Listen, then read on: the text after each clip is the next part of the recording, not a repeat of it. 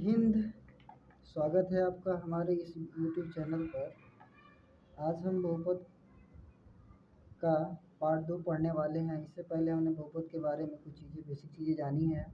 अगर किसी ने वह वीडियो नहीं देखा है तो आप जा कर के दोबारा से वह वीडियो देख सकते हैं और बहुपद को अच्छे से समझ सकते हैं। आज हम बहुपद पढ़ेंगे कि बहुपद क्या होता है। बहुपद ऐसा विजीय व्यंजक जिसके चर की घात धन पूर्णांक हो उसे बहुपद कहते हैं। अर्थात बहुपद जो होता है बीजीय व्यंजक होता है। बीजीय व्यंजक किसे कहते हैं? तो जिन व्यंजकों में हम चर और अचर को गणितीय संक्रियाएं जोड़ घटाना गुणा भाग इत्यादि के रूप में लिखे रहते हैं उसे कहते हैं बीजीय व्यंजक। अर्थात बीजीय व्यंजक आप इस तरह से समझ सकते हैं कि जिनमें हमने चर और अचर दोनों को मिला करके गणित की कोई भी संक्रिया करके लिखा गया हो तो ऐसी स्थिति में इसको बोलते हैं कि यह बीजीय व्यंजक है। ठीक है, आप इस तरह से बीजीय व्यंजक बना सकते हैं और भी हम बीजीय व्यंजक बना सकते हैं। ये सारे के सारे हमारे बीजीय व्यंजक हैं। ये सब बीजीय व्यंजक है क्योंकि इनमें हम चर अचर को जोड़ और घटा या गुणा भाग की क्रिया कर रहे हैं। तो जिसमें हम चर अचर को जोड़ घटाना गुणा भाग आदि संक्रिया के रूप में दर्शाते हैं तो उसे हम बीजीय व्यंजक कहते हैं। ठीक है, तो ऐसा बीजीय व्यंजक जिसके चर की घात अब चर इसमें आपको पता ही है। चर और अचर मैंने आपको पिछली वीडियो में बता दिया है कि चर और अचर क्या होते हैं। तो चर किसे कहते हैं? जिसका मान निश्चित होता है उसे अचर कहते हैं। जिसका मान अनिश्चित होता है उसे चर कहते हैं। एग्जाम्पल के तौर पर अगर इनमें देखिएगा तो ये गिनती की संख्या है तो इसे हम अचर कहेंगे, और ये जो अंग्रेजी का वर्ड है अक्षर इसका मान निश्चित नहीं है इसे हम चर कहेंगे। ये रहा चर, ये भी चर है, ये भी चर है। इस तरह से और भी हमने उदाहरण दिखाया जैसे कि x+1 है, 2x+3 है, 5x² - 3x+2 है, √7x+3 है, 5x³ - 7x² + 2x+1 7y+4। इस तरह के और भी उदाहरण आप दे सकते हैं, बता सकते हैं। फिलहाल में हम इसको समझते हैं कि बहुपद वास्तव में है क्या। तो अभी परिभाषित हमने जो किया है लिखा है उसमें ऐसा बीजीय व्यंजक, तो ये आप समझ सकते हैं सारे के सारे बीजीय व्यंजक हैं क्योंकि इनमें चर अचर को जोड़ और घटा के रूप में लिखा गया है।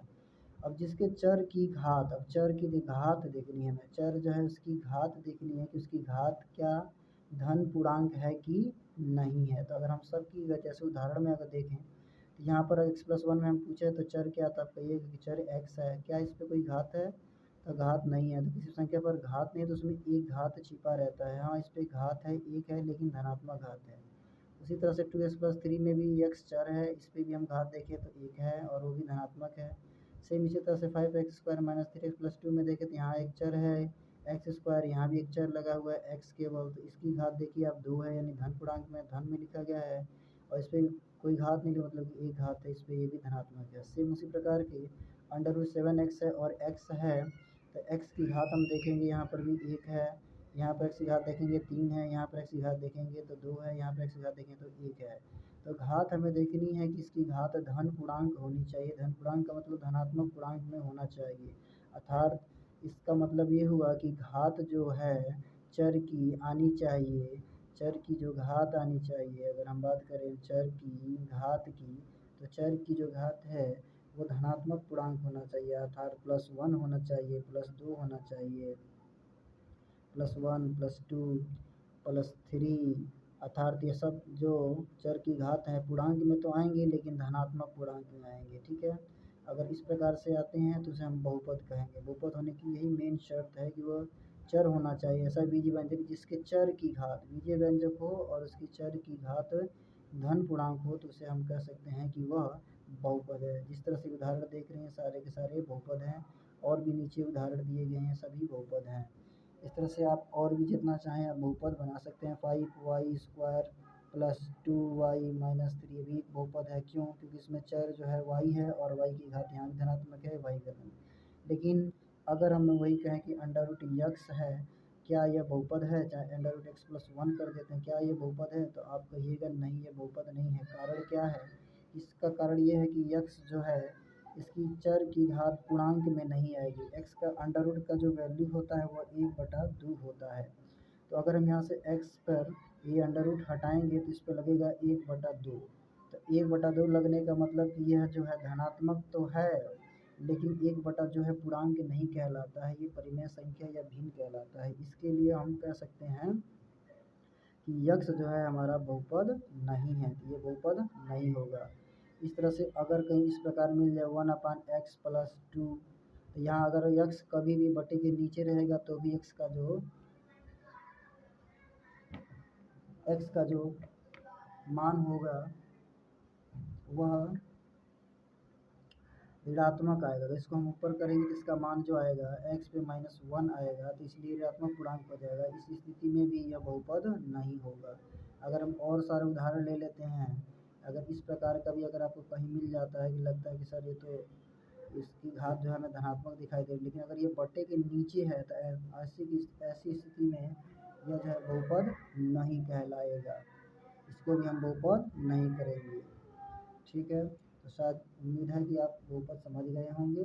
बहुपद की परिभाषा से एक बार और स्पष्ट कर लेंगे, पढ़ लेंगे। नेक्स्ट आगे हम अगर देखते हैं बहुपद के कई रूप होते हैं या प्रकार कर सकते हैं। तो बहुपद का एक प्रकार लाइन बाय लाइन समझे तो पहला प्रकार होता है रैखिक बहुपद। रैखिक बहुपद किसे कहते हैं? रैखिक बहुपद जिस बहुपद की चर की घात 1 होती है, जिस बहुपद के चर की घात 1 होती है उसे हम रैखिक बहुपद कहते हैं। इस तरह से इसमें चर है लेकिन इसकी घात अधिकतम घात 1 है। अधिकतम घात कितनी है? अधिकतम घात की अगर हम बात करें तो इस चर की अधिकतम घात जो है बच्चों 1 है, इसीलिए यह जो बहुपद होगा सब रैखिक बहुपद कहलाएंगे। दूसरा अगर हम बात करें तो द्विघात बहुपद होता है। द्विघात बहुपद, द्विघात बहुपद तो ऐसा बहुपद जिसके चर की अधिकतम घात, ऐसा बहुपद जिसके चर की अधिकतम घात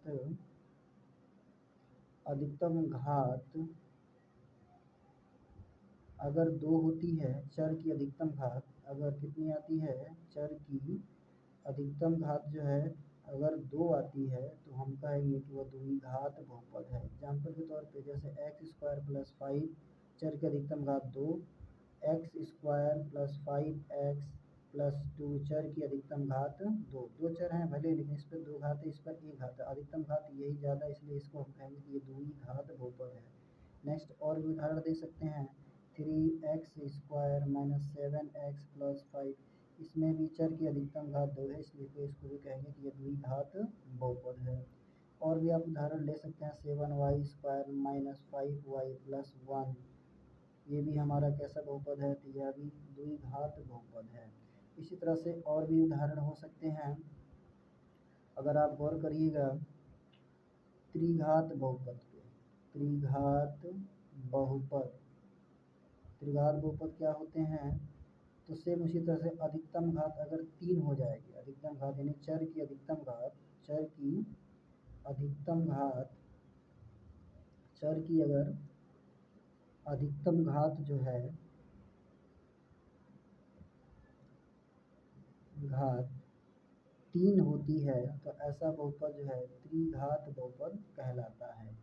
उदाहरण के रूप में हम ले सकते हैं x³ + 2, x³ - 7x² + 5x + 3, और भी उदाहरण आप बना सकते हैं 7y³ - 2y² + 3y + 5। ये सभी जो हैं चर की अधिकतम घात अगर आप गौर से देखिएगा तो अधिकतम घात 3 आ रहा है, इसलिए इस बहुपद को हम कहेंगे त्रिघात बहुपद। आशा करता हूँ कि आपको मेरी बातें समझ आएगी। मिलते हैं नेक्स्ट वीडियो में। Thank you.